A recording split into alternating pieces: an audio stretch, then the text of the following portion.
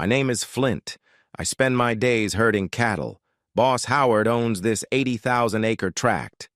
The western border runs along Coal Creek. The creek only flows in early spring. The southern border was originally as straight as a church clerk's, but after a dozen land seizures for government use, it's now as straight as a Catholic priest. The eastern border runs along Lemon Spring. Like Coal Creek, it is dry except for 6 weeks in the spring. The northern boundary is still as straight as the day it was purchased. Looking at the contours of the property, one might think it was a congressional district created by gerrymandering. The terrain is rocky hills. My job is to make sure the fences are intact and can hold the cattle. Every day I get in my truck with a trailer, take Roscoe, my nag, with me, and head to where I left off the day before. In total, my boss Howard still owns about 125 square miles of natural land. I've never measured it, but I think the fence is about 50 miles long.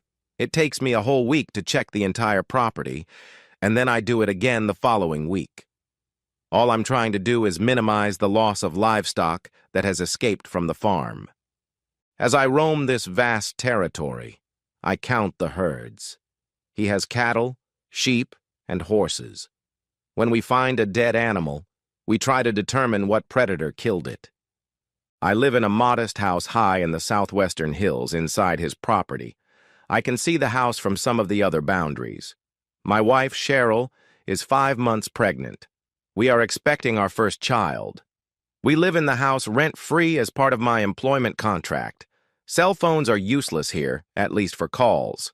We have satellite internet, so we are not completely cut off from society.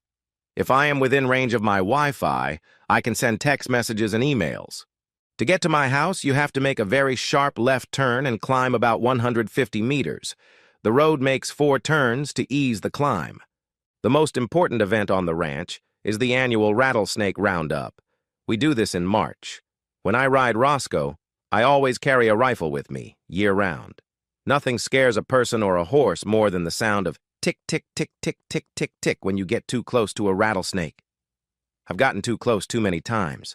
One snake bit through my left boot, but luckily it didn't break the skin.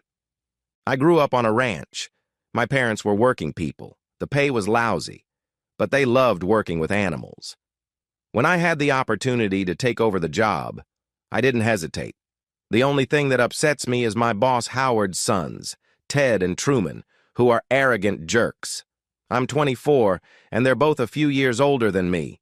Although they're both married, when I have to attend ranch events, they inappropriately flirt with Cheryl. She tries to be polite, but she's turned them down more times than I can count. All this happened at the end of February. Roscoe and I were in the northern hills. I knew my house was visible from there, so I got out my binoculars. I saw a dusty trail approaching from the highway. We don't get many visitors, and no one from the Howard clan ever comes here. Roscoe and I got ready for the encounter. A man got out of the cab. A minute later, Cheryl opened the door. A few seconds later, he was inside and the door closed. Who the hell was that? I didn't like it one bit. Roscoe hurried to pull me back to my pickup truck. My pickup is a 1981 F-150. They seem to run forever with almost no maintenance. I unhitched the trailer but left the door open. Roscoe was so calm that I didn't need to tie him up. 15 minutes after the truck arrived, my engine started. 10 minutes later, I parked behind the fancy truck. When I opened the door, I got the shock of my life. Ted Howard was naked and having sex with Cheryl. His clothes were strewn across the kitchen floor. What the hell did you do? Ted didn't notice me coming into the house. I swear he jumped a foot in the air. He took a step toward his clothes, but I blocked his way. He grabbed a chair from the dining room and swung it at me with all his might. I didn't quite dodge it, but the blow didn't hurt me much, just slowed me down. He threw a few more chairs at me, knocking me down with the furniture. I glanced at Cheryl, who seemed disoriented, as if she had been drugged. "You better run, you bastard. If your gas tank empties before mine, you're dead." As I rushed for the door, the naked bastard grabbed my Tony Llama leather boots with the rattlesnake design. Those are my dress boots, my pride and joy, my favorite wedding gift. Cheryl has a matching pair. This is war. "You're dead, Ted." It took Ted only a few seconds to put on the boots. They were too big for him, but they were all he had on when he bolted out my door and ran to his car. When you live in a small town, you leave your keys in the ignition. Ted was already driving away through the maze of roads when I reached my car. Damn. I only had 16% gas left. Ted was going too fast to make the sharp turn at the bottom of the hill. He skidded, and I managed to close the gap. As soon as his wheels stopped, he quickly scattered the dust and turned down the wrong road. Now he was in my hands. The only way out was the one he had just missed. It's hard to maneuver when there's dust flying all over the road. I leaned back, hoping I wouldn't run out of gas first. The terrain was getting rocky, so Ted turned 90 degrees to the left. I didn't want him to turn around, so I did the same. Seeing another right turn, he took it. The stupid son of a bitch just turned onto Rattlesnake Gulch. There was no place to turn around there. He would have had to stop and then turn very slowly to get out. Ted had to worry about the ruts in the road. You can't drive faster than 10 miles an hour on these roads. He was going 40, and I was going half that. Maybe he thought he was getting away from me, but it didn't matter. He had trapped himself. Adrenaline was pumping through my veins. Could I really shoot a man? I had killed coyotes, rattlesnakes, and foxes, but it weighed heavily on my soul. When the dust settled, I realized something had changed. Everyone carried rifles, and sometimes pistols, in their trucks. I could have been in his field of vision, so I approached slowly. Ted lost control and overturned his truck. The driver's door was jammed by bushes. I stopped about 50 meters away from him. I took my rifle and got out of the truck. Not only did I leave the door open, but I also hid behind it. In the blink of an eye, I aimed my rifle at the overturned truck. Had he driven away? Was he dead? I looked around nervously. 50 meters away from me lay a coiled rattlesnake. I wasn't close enough to scare the snake, so it didn't rattle. There are no lone rattlesnakes. If you find one, you'd better watch out for others. 5 minutes passed before the passenger door swung open. With no weapon in his hands, Ted climbed out. He slid down, wearing only my damn boots. I fired into the air. Ted fell to the ground. "Don't shoot!" I fired into the sky again. I wanted him to suffer before I killed him. "What do you want? I can give it to you. Tell me what you want. Just don't kill me. Please. Get up. Come to me." Slowly rising, Ted looked at me anxiously. My sights were right on his heart. I couldn't do it. He took a few steps toward me, and then we both heard tick, tick, tick, tick, tick, tick, tick. First to his left, then tick, tick, tick, tick, tick, tick, tick, to his right. Like barking dogs. If you scare one, the others start barking too. There were so many snakes ready to strike that the noise was terrifying. Even the one 50 feet away from me was shaking in warning. I quickly looked around to make sure they weren't interested in me. "Flint, kill them. Kill those damn snakes." "Are you asking me to kill you, you coward?" "No. The rattlesnakes. Kill the rattlesnakes." "I can't, Ted. I'll just stir them up and then we'll see how long a defenseless cowboy can last." "Please, Flint. I'll do anything you want. Kill the snakes." I aimed my rifle at a bush about a foot away from one of the snakes. When the rifle fired, the bullet hit the ground right in front of the bush. Ted flinched, and the frightened snake struck him. Although the snake missed, Ted panicked and ran away. Bad move. First one snake found its prey, then the other. Even if I had wanted to save Ted, I couldn't have. One snake bite can kill if you don't get help fast. And if a second rattlesnake bites, you're dead. To make matters worse, Ted stumbled and fell. This attracted a third snake, and now Ted had been bitten 3 times, all of them deadly. Ted moaned and begged, but I didn't care. You don't sleep with another man's wife. Now I had to deal with Cheryl. I put the gun away, then slowly turned around. 15 minutes later, I was home. Cheryl was sitting naked on the bed. She was in very bad shape. "Hi, Flint. You were naked." She was high, drunk, or on drugs. As I tried to dress Cheryl, I noticed the tripod. The bastard had been filming everything on his phone. I grabbed the phone from the tripod and shoved it in my pocket. Cheryl didn't understand what was going on. Knowing that Tad was dead didn't soften my rage.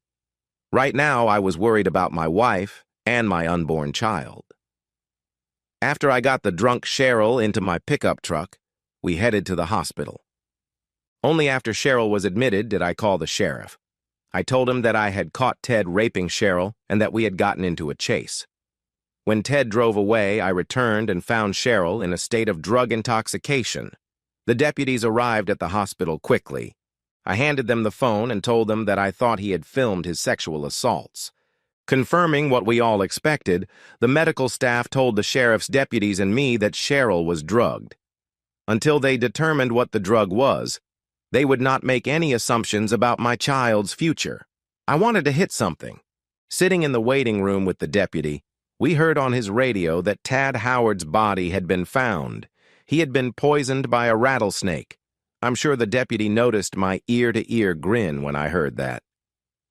Less than an hour later, an ambulance brought Ted to the same hospital. Boss Howard and his family arrived shortly after. There was nothing they could do for Ted. Epilogue. Cheryl recovered and remembers nothing about the attack. She was very afraid that I would divorce her, but I sincerely believed that she was the victim. Now we are stronger than ever. The police seemed eager to close the case. I really regretted giving them my phone. All attempts to obtain a copy of the video were denied. The police officer who took my phone now claims to know nothing about it. It seems that money talks. The lawyers I spoke to were not interested in Boss Howard's case or his son's inheritance. The cocktail of drugs Ted took did not appear to affect my unborn child. Seth was born on time and appears to be healthy. Since Ted was dead, no assault charges were filed against Cheryl. Boss Howard and Truman turned their backs on me, so Cheryl and I packed up and left. That was their mistake.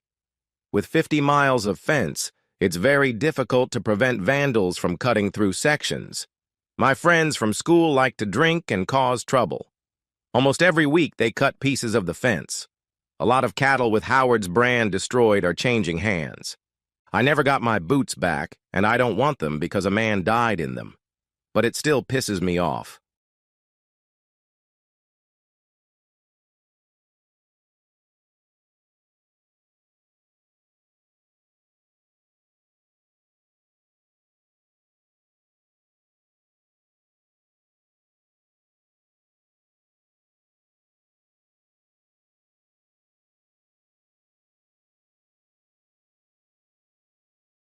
I can't believe I got myself into such a terrible situation. Because of my actions, my life has turned into a living hell. I am 49 years old, married, and have 3 children.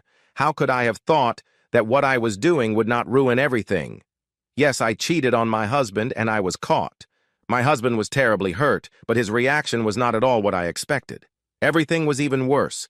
My name is Sarah Stanton, and I married Todd when we graduated from college. Our youngest son, Michael, is a sophomore at Florida State University. His brother, Jeremy, graduated from Duke University 2 years ago with a degree in computer science. He got a job with a medium-sized computer software company in California and was doing well. Last year, our middle daughter, Linda, got married and moved with her husband to a suburb of New York City. Her husband got a job on Wall Street. Since we lived near Atlanta, I was definitely experiencing empty nest syndrome. I think I was also going through a midlife crisis of sorts. In any case, I made a huge mistake, and I got caught. Todd has always been a wonderful husband and an excellent father. We have a good sex life, and he has always treated me like a lady. I love him with all my heart. He has never given me any reason to doubt his fidelity. He owns his own computer service company, which has been quite successful. His company provided technical support to several large corporations in the Atlanta area.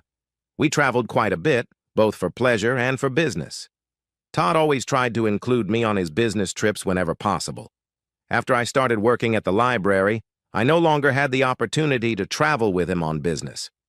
I always considered myself to be a very ordinary girl. That was until Todd noticed me. He made me feel special. I am about 5 feet 5 inches tall and weigh about 154 pounds. That is about 15 pounds more than I weighed in college. Even though I consider myself fat, Todd keeps telling me that I'm beautiful. He always said that he doesn't find anything attractive about those skinny models. Todd has kept himself in shape for many years. He's an attractive man, but not a movie star. Nevertheless, women, especially middle-aged women, always pay attention to him. Sometimes even younger women stare at him for a long time. A few months ago, I saw a copy of his annual physical. He actually weighs a pound less than he did in college. He is 6 feet 1 inch and in great shape. He goes to the gym 4 times a week and keeps the yard looking nice. He is also very handy and can fix most things that break in the house. He smiles almost all the time, and that smile seems to get even brighter when he sees me. Looking back on my behavior, I can't understand what I was thinking. Of course, it was just the thrill of another man noticing me and telling me how beautiful I was. The danger made it even more exciting. I never thought I would get caught. Besides, I knew it was just a fling and that it would be over in a few months. I couldn't forget that when I looked in the mirror, all I saw was excess weight. Although Todd never said anything to me about my extra pounds, it hit my self-esteem hard. I tried one diet after another. Some of them helped me lose 2 or 5 pounds, but as soon as I stopped dieting, the weight came right back. Still, I wasn't completely unhappy with myself. I don't have a single wrinkle on my face worth mentioning, and I dye my hair to hide the gray. And the only thing I can say about myself with pride is that I don't have a big belly like many women my age who have children. Todd and I started dating in our junior year of high school. He had just broken up with his longtime girlfriend, Natalie Holland. She was much prettier than me, 5 feet 9 inches with long blonde hair. She had a figure to die for. Her breasts were almost twice the size of mine, and she had that long-legged beauty that seemed to turn every man's head when she walked into a room. I didn't know anything about her when I first started dating Todd. All he said was that it had been an emotional breakup for both of them. He also said that although she was a lot of fun, Natalie was too dramatic for him. Todd told me that they had a fight because she wanted him to go skiing with her for the weekend. He tried to explain to her that he needed to finish his work because it would account for 90% of his grade. Natalie went anyway and stayed in a room with her ex-boyfriend. Todd didn't know if she slept with her ex-boyfriend or not, but just living in the same room was too much. He broke up with her. As we continued to date, it became obvious to me that Natalie hadn't forgotten Todd. She seemed to show up at the same restaurants or theater performances a lot. She couldn't have been more obvious about her intentions to get Todd back, even if she had ripped her clothes off and thrown herself at him. I was insanely jealous and quickly began to despise her. She, in turn, hated me. Todd kept telling me that I was 1,000 times better than Natalie. Either way, deep down, I probably didn't really believe it. I was terrified that one day he would suddenly wake up and realize that Natalie was much prettier and leave me. Todd's pursuit of Natalie continued until the day we got married and even after. It was even after Todd got angry at her and told Natalie in no uncertain terms to leave us alone, that he would never go back to her. Even then, she kept trying. About a year after we got married, I read in the newspaper that Natalie had married some guy from a very prominent family in the Atlanta area. Their marriage made the society pages, and from what I understood, he was from a very wealthy family.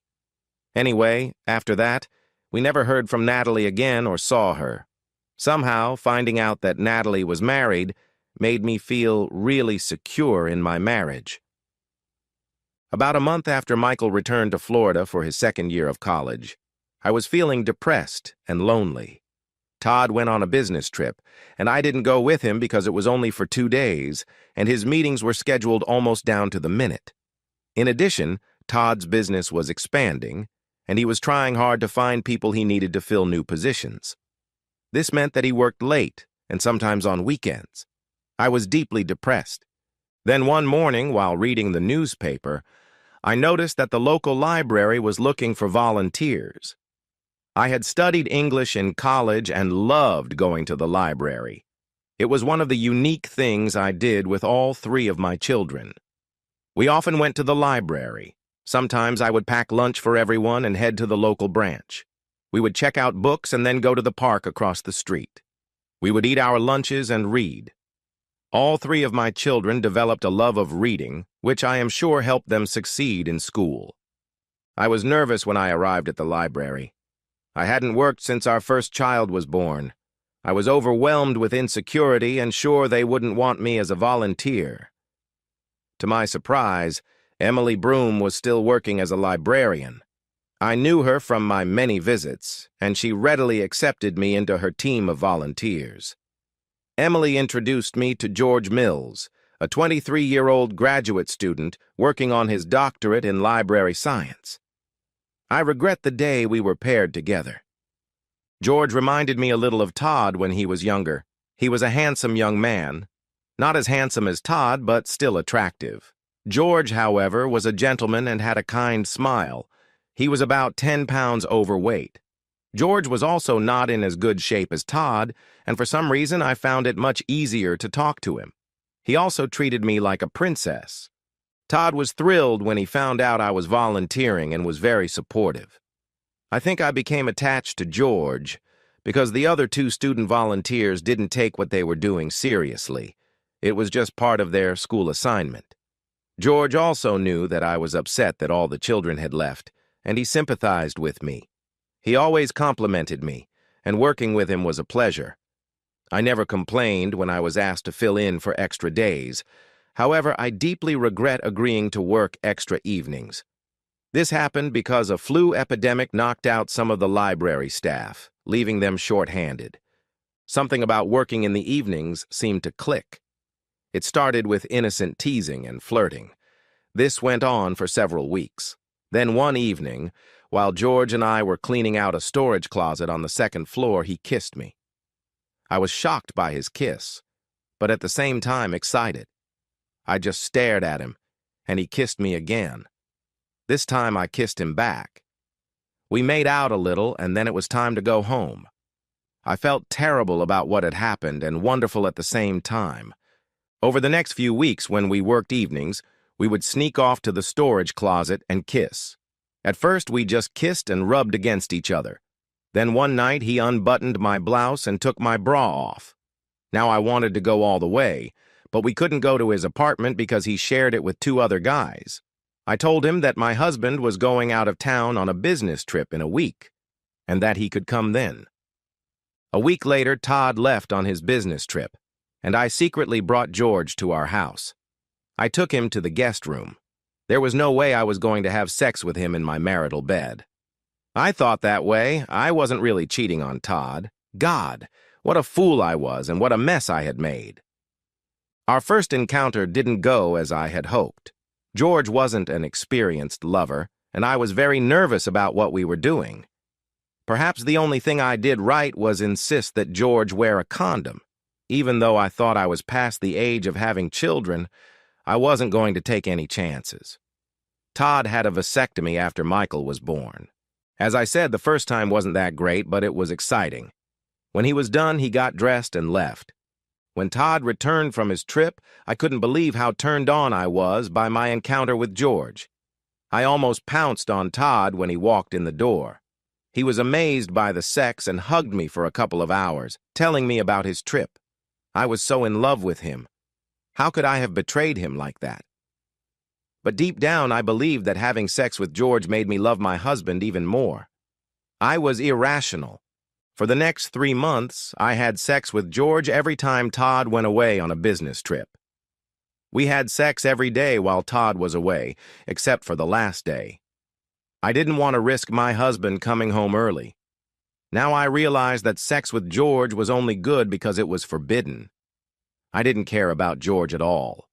To be honest, I was just using him to satisfy my selfish desires. And yet, every time Todd came back, our sex life was explosive. But that Tuesday afternoon, everything fell apart. Todd was supposed to be away for 3 days, from Monday to Wednesday. I decided that Tuesday would be the last time I would be with George. The sex wasn't exciting anymore, and the guilt was unbearable. Anyway, I invited George over on Tuesday. After he arrived, we went to the guest room. When George finished, I sat there and looked at him.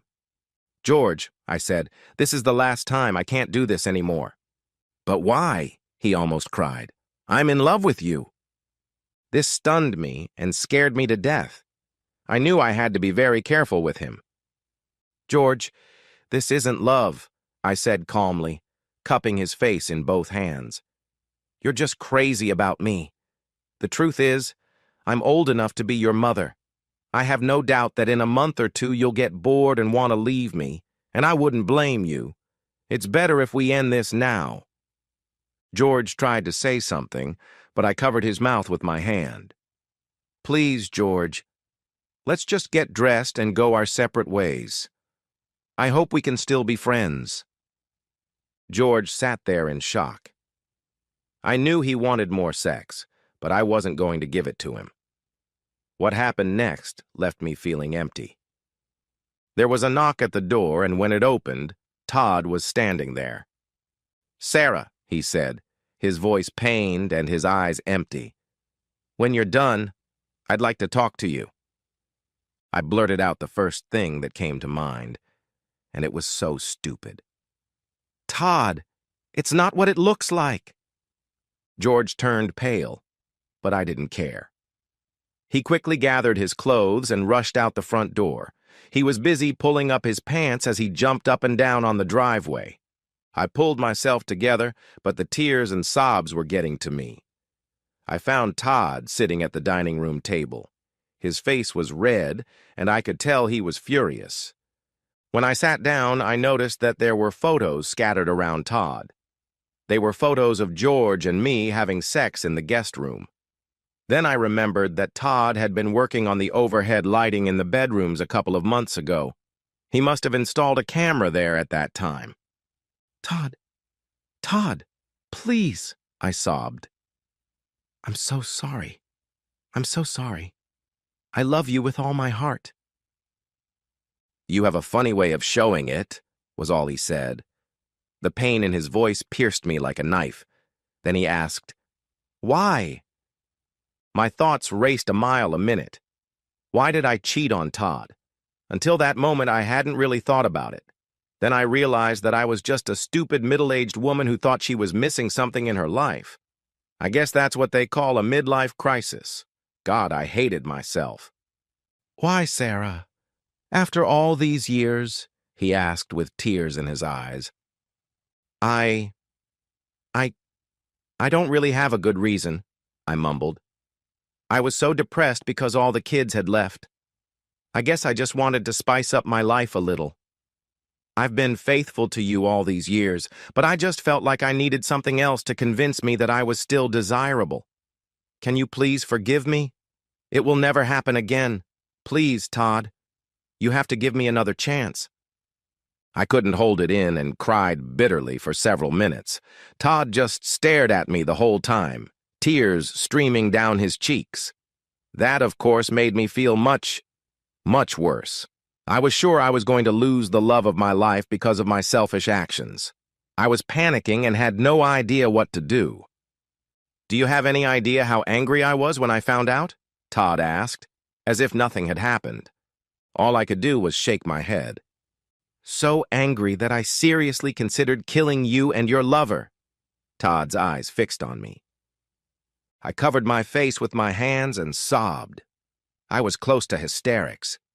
Todd didn't try to comfort me. He just watched and waited until I calmed down enough for him to continue. After I installed the cameras in the bedrooms, I felt guilty about doing it. I didn't check them and basically forgot about them. When I left on this last trip, I remembered them and downloaded the videos from my computer onto a flash drive. I was sure I would watch them and find nothing. At that moment, I was convinced I was a fool. Well, I was a fool, but I was a fool because I had no idea what my wife was doing. "Please, please, Todd," Forgive me, I sobbed. But he ignored my pleas and continued. When I opened the flash drive on the plane, I was so angry that I almost ripped the armrest out of the seat. I finally stopped when it started to give way. My plan was to book a flight home as soon as I landed. But my client was supposed to meet me at the airport, and I knew he had a serious problem, so I couldn't abandon him. Todd lowered his head and tried to calm his breathing, which had become very rapid. I was afraid he might have a heart attack. Finally, taking a deep breath, he continued. I was working 15 to 16 hours a day, and when I was alone in my hotel room, I spent all my time trying to figure out what to do next. I didn't sleep much, but at least I decided I wasn't going to kill anyone. So many thoughts were racing through my head that I was confused. I decided I had to meet you face to face and hear what you had to say. I nodded, even though tears were still streaming down my face. I think the first and most important question I need to ask is, do you love this guy? No way, I almost shouted. Then what does he mean to you? He was just a friend who was nice to me, I said, almost in a whisper. I was so depressed and thought no one could ever love me. This seemed to shock Todd. Are you saying I treated you badly? No, not at all, I said, panic rising in my voice. You've always been kind and loving. I was just feeling sorry for myself, and what I did was so stupid and selfish.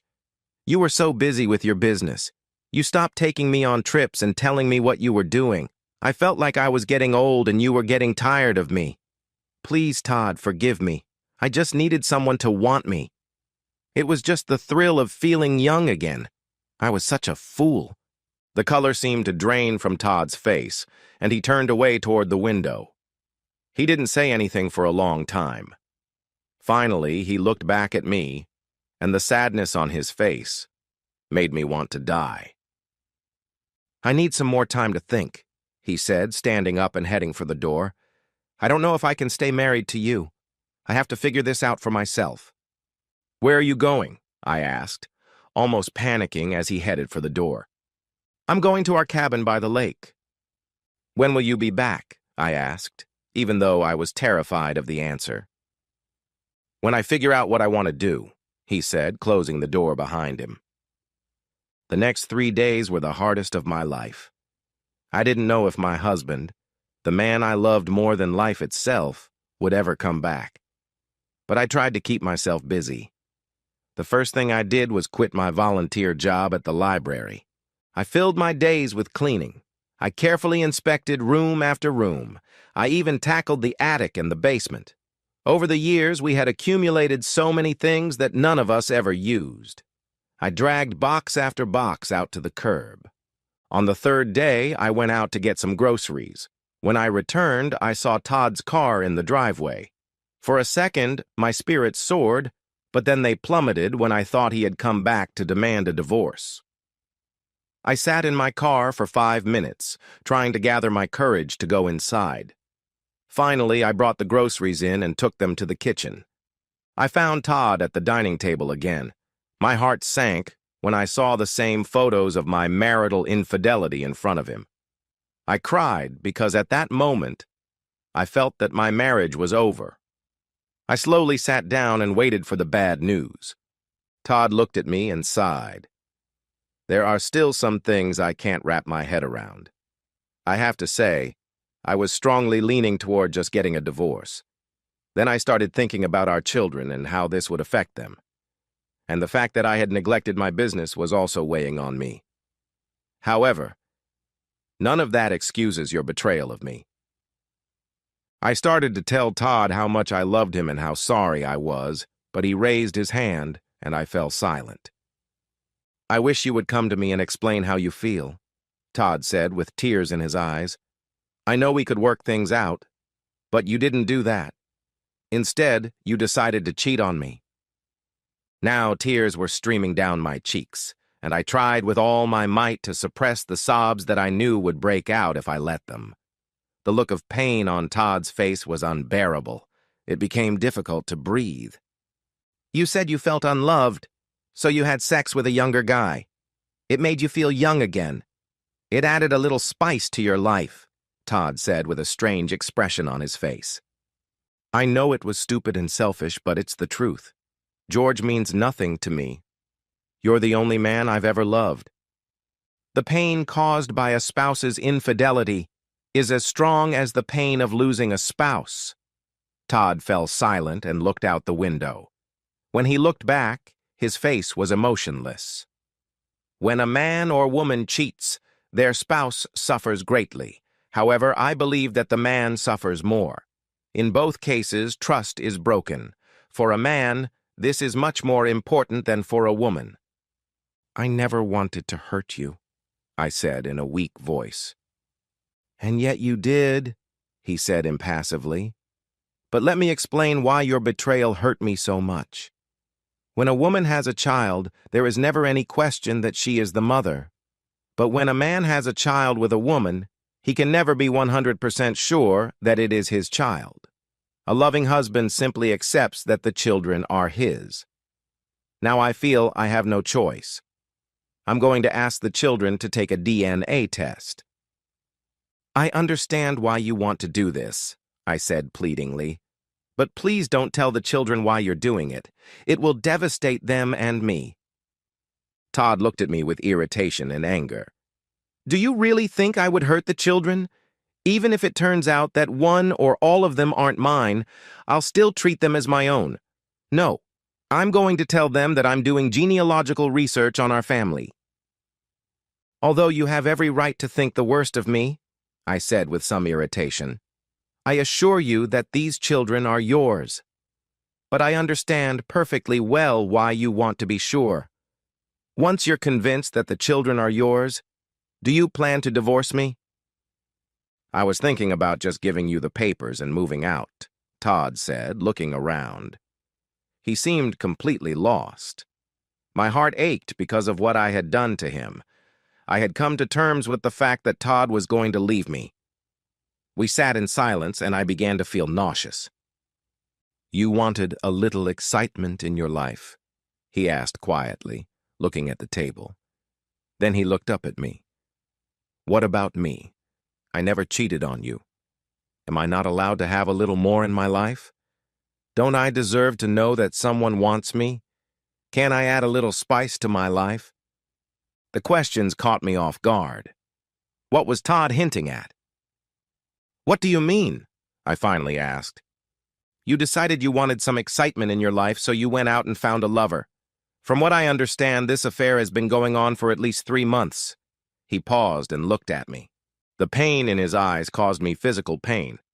But I still didn't understand what Todd was getting at, so all I could do was nod.